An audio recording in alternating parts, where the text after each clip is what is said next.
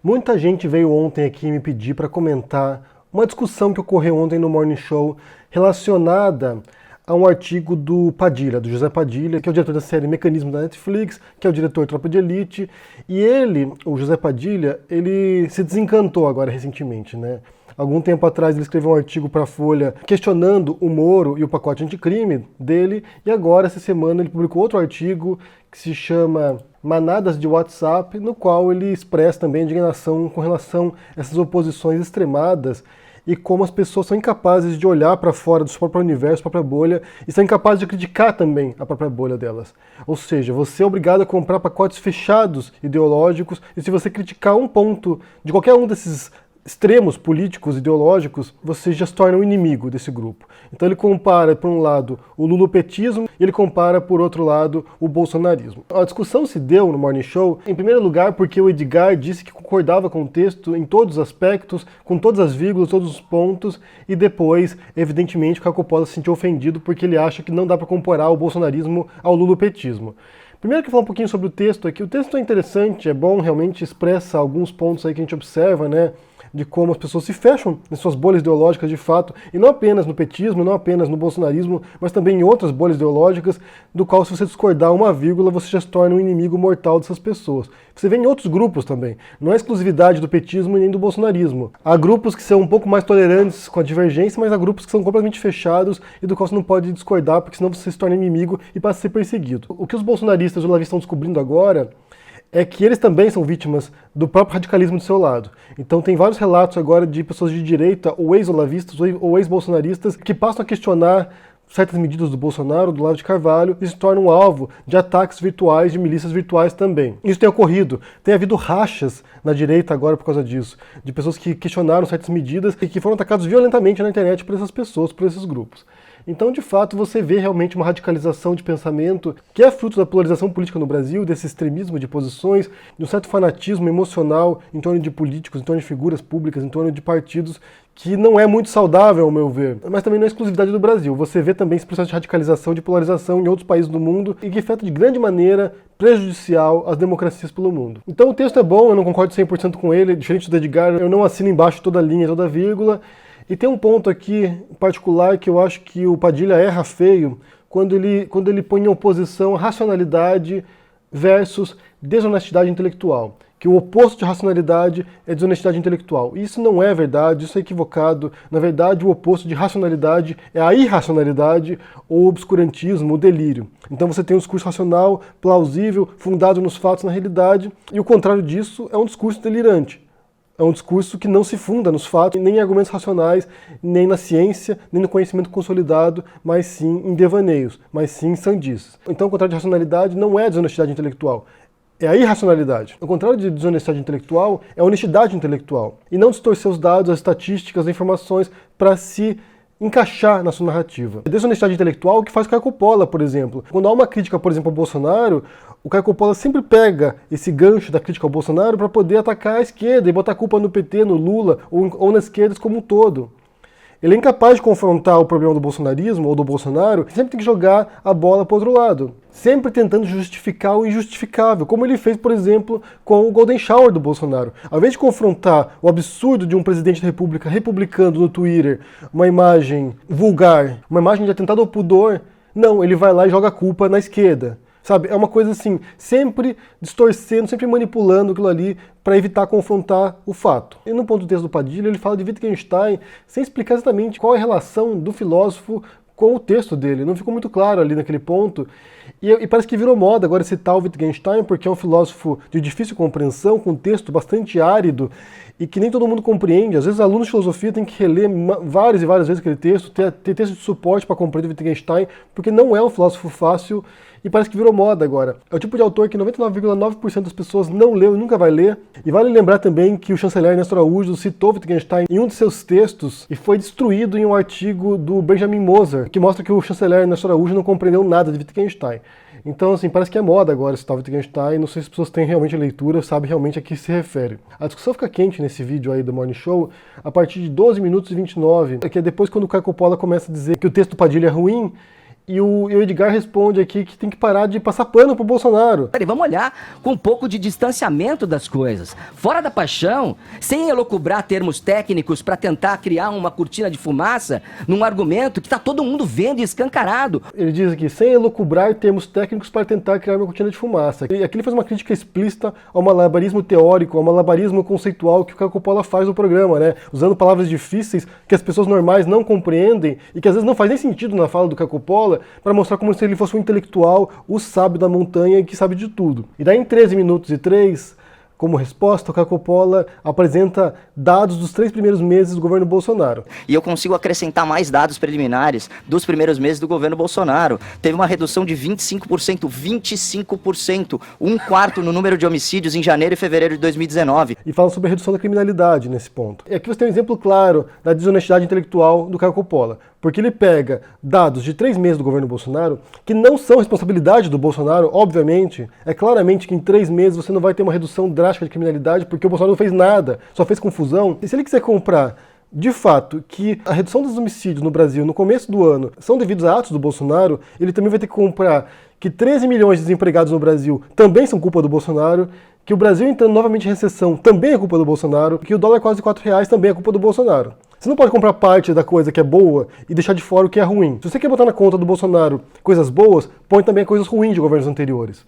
Porque é muito fácil você botar a culpa no PT da crise, da recessão, do dólar alto, do desemprego, e querer botar na conta do Bolsonaro a redução da criminalidade. Porque o Caio Coppola pega os dados, mas não pega as conclusões a partir desses dados. E eu vou citar aqui, vou ajudar o Caio Coppola nesse ponto aqui, vou citar uma reportagem do G1 aqui, que fala o seguinte: assassinatos caem 24% no primeiro trimestre do ano do Brasil. E tem lá as causas dessa redução. Segundo o pesquisador do Núcleo de Estudo da Violência da USP, o Bruno Paes Manso, e o diretor-presidente do FEBSP, Renato Sérgio de Lima. Eles atribuem a redução da violência no Brasil, da criminalidade, a alguns fatores. Então ele diz o seguinte aqui, olha: diminuição da tensão entre facções depois da crise nos presídios.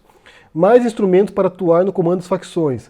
Crise de 2007 como ponto de alerta. Compartilhamento de políticas públicas entre todas as esferas, interesses mútuos dos governos e das facções, programas estaduais de redução de violência, criação do sistema único de segurança pública e pressão da opinião pública. Boa parte dessas medidas aqui ocorreram durante a gestão do Temer. Então, se tem uma redução agora, nesse primeiro trimestre de 2019, na violência, em grande parte deve-se ao Temer isso. Por que o Caio Coppola não faz isso? Porque não é conveniente. Ele prefere atribuir a responsabilidade disso ao Bolsonaro. Isso é desonestidade intelectual. Um exemplo claro agora. Na verdade, a redução da violência se dá a uma consolidação de territórios de criminosos, de redução de tensão entre facções criminosas, ou seja, uma redução entre o crime organizado, mais até do que medidas públicas de segurança. Depois, em 14 minutos e 40, ele diz que não dá para comparar o lulopetismo com o bolsonarismo. Você não pode colocar uma equidistância entre o cidadão médio a ambos os polos políticos pelo seguinte: a comparação ela não se sustenta. Primeiro, pelo volume de crimes do lulopetismo. E eu concordo com ele nesse ponto. Não dá para comparar. Primeiro porque você tem a trajetória do Lula, que é uma trajetória longa, como sindicalista, por exemplo, de líder político de rua, de manifestações, alguém que foi durante muitos anos consolidando sua imagem enquanto líder popular, que tem uma história de sofrimento, que tem uma biografia que legitimou o discurso dele de combate à fome. Você tem alguém que foi presidente durante 2 mandatos, depois nomeou uma sucessora por mais 2 mandatos, alguém que tirou o Brasil do mapa da fome, que tirou da miséria milhões de brasileiros. Então, de fato, não dá para comparar. É claro que houve uma série de erros no governo do PT, é claro que você tem escândalos de corrupção monumentais ali na cúpula do PT, na cúpula do governo do Lula e da Dilma, é evidente isso. Mas também tem benefícios que eles fizeram, inseriram o Brasil no debate global, político. O Lula, durante um bom tempo, era um protagonista no cenário político internacional. Então, claro que tem uma diferença enorme. O Lula é um líder nato. O Lula é realmente alguém que mobilizou as massas e fez mudanças no Brasil tremendas, para bom e para ruim também. Como todos os presidentes, convenhamos aqui, todos os presidentes no Brasil, aqui, se você pegar históricos aqui, Sarney, se você pegar o Itamar Franco, Collor, o Fernando Henrique, todos eles tiveram contribuições positivas e negativas, em vários sentidos. E a corrupção é um câncer no Brasil, é um câncer nas democracias, na verdade. Não é apenas o Brasil que tem corrupção, todos os países do mundo têm algum nível de corrupção maior ou menor, alguns países sabem lidar melhor com isso, outros países não sabem lidar com isso. Então ter políticos corruptos não é exclusividade do Brasil. E a diferença entre o Lula e o Bolsonaro é tremenda. O Bolsonaro é um inepto, é um incompetente, é um boçal, é alguém que quando abre a boca fala alguma besteira monumental. Então é claro que há uma enorme diferença entre o Bolsonaro e o Lula. E a gente não tem escândalos de corrupção enormes no governo Bolsonaro, porque ele tem poucos meses ainda, tem agora 6 meses de governo. Vamos esperar aqui daqui a alguns anos ver o que vai acontecer aí. Você acha que não vai ter nenhum escândalo de corrupção enorme no governo Bolsonaro? Eu tenho quase certeza que vai ter. Vamos esperar para ver, né? Isso se o Bolsonaro chegar ao fim do mandato, porque é tão incompetente que talvez nem isso consiga. De fato, não dá para comparar os erros e acertos de um partido que ficou durante 4 mandatos no poder a um governo de um político incompetente que há 6 meses já está quase caindo porque ninguém aguenta mais esse cara e que só faz cagada. É difícil comparar, de fato. E ainda falando dos eleitores, da diferença entre os eleitores do Lula e dos eleitores do Bolsonaro, também é uma diferença tremenda.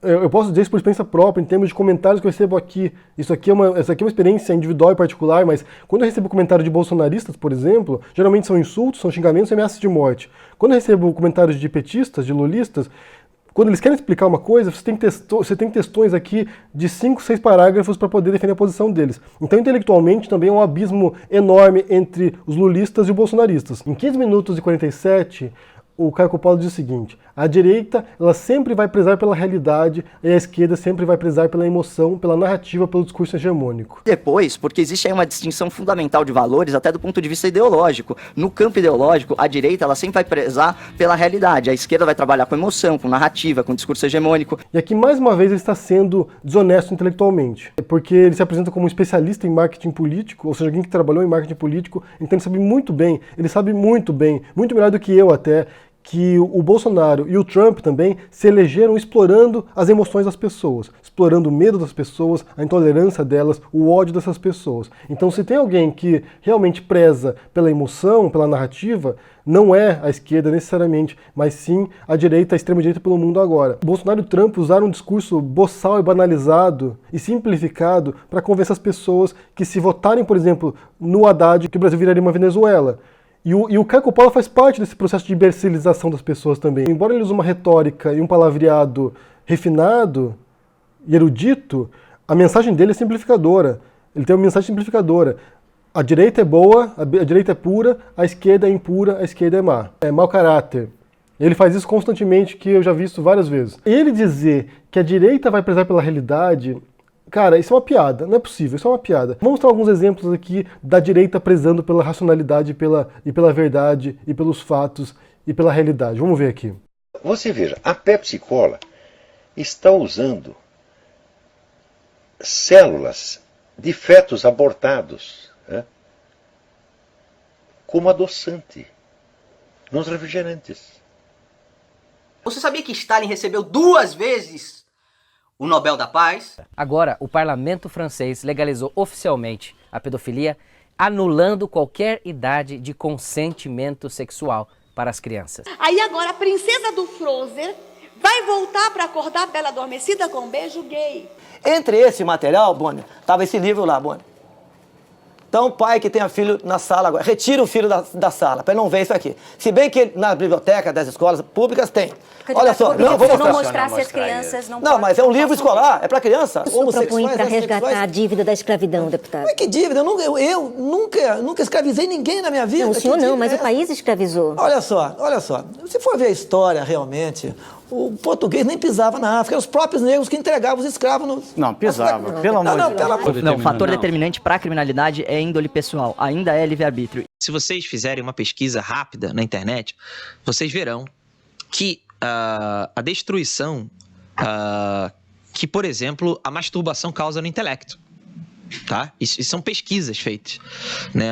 A depravação sexual, ela mata neurônios. Eu não sei a qual direita ele se refere quando ele diz isso, mas certamente não é a direita conservadora brasileira, porque eles não prezam mesmo pela realidade, prezam por delírios. Inclusive o Olavo de Carvalho, nesse momento agora, está se aproximando dos terraplanistas. Então a que tipo de realidade ele se refere aqui? Eu não sei. E em 16 minutos e 35, o Caio Coppola diz que a esquerda é negacionista por excelência. E não só isso, a esquerda ela é negacionista por excelência. E mais um exemplo de desonestidade intelectual do Caio Coppola.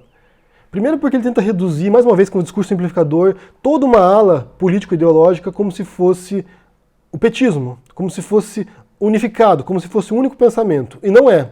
A esquerda é tão diversificada quanto é a direita também. Não existe a direita e não existe a esquerda. Existem diferentes núcleos de pensamento político, ideológico e partidário nesses diferentes lados do espectro político. Existem dezenas, talvez centenas de esquerdas, existem dezenas, talvez centenas de direitas. Dizer que a esquerda é negacionista por excelência é simplificador e é burro, acima de tudo. Tem de tudo na esquerda, tem de tudo. Tem inclusive uma ala mais esquerda que acha que o Lula compactuou com o capital e com as elites. Tem esquerda que não concorda com o lulismo. Ou seja, tem de tudo na esquerda. E dizer que a esquerda é negacionista por excelência, além de ser uma burrice, além de ser desonesto, também demonstra alguém que não tem a menor leitura de quem são os autores de esquerda, do que os autores de esquerda dizem, do que os pensadores de esquerda dizem. Alguém que desconhece, e ele já provou isso em diferentes momentos, que desconhece o que a esquerda diz, o que a esquerda pensa. E que também indica o negacionismo do Caio Coppola em relação à direita.